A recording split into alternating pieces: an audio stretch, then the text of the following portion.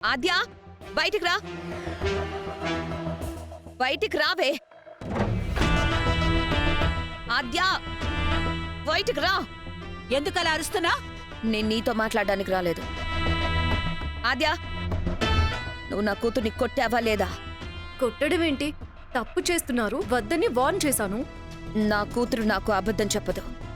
నువ్వు కొట్టావు, తప్పొప్పుకో. నేను కొట్టలేదు అంటే అర్థం కావడం లేదా? ఏంటే గొంతులేస్తుంది?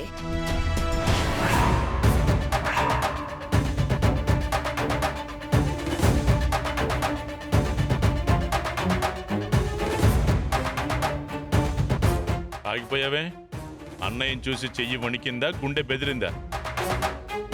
అన్నయ్య, నీ కూతురు నా కూతుర్ని కొట్టింది. కొట్టాల్సిన అవసరం ఎందుకొచ్చిందో నాకు సమాధానం కావాలి. ఆద్య, ఏం జరిగిందమ్మా? పెద్దనాన్న, నిజంగానే నేను కొట్టలేదు.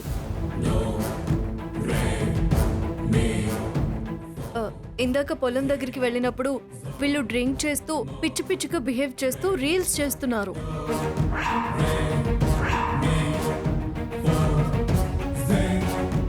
అది కరెక్ట్ కాదు, మన ఊరి సంస్కృతి సాంప్రదాయాలకి విరుద్ధమని చెప్పాను. వీళ్ళని చూసి చిన్నపిల్లలు కూడా ఒళ్ళు మర్చిపోయి స్కూల్స్ కి వెళ్లకుండా డాన్స్ చేస్తున్నారు పెదనాన్న. అది కరెక్ట్ కాదు అన్నాను.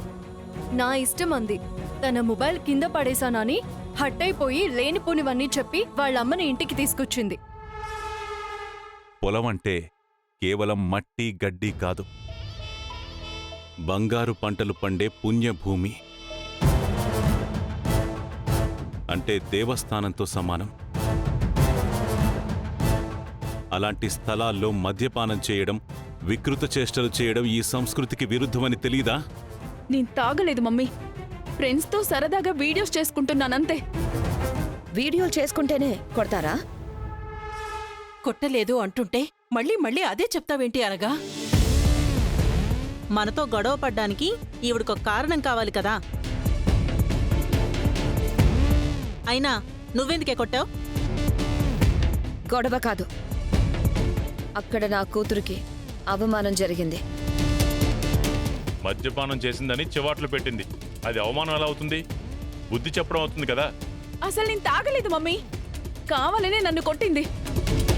అది కేవలం నా మీద కక్షతోనే కొట్టింది. నీ మీద నాకు కక్ష? నేనంత చీప్గా ఆలోచించను.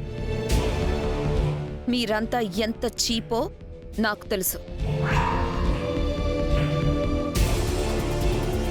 నా కూతురు తాగినట్టు అసలు ఏ ఆధారాలు లేవు.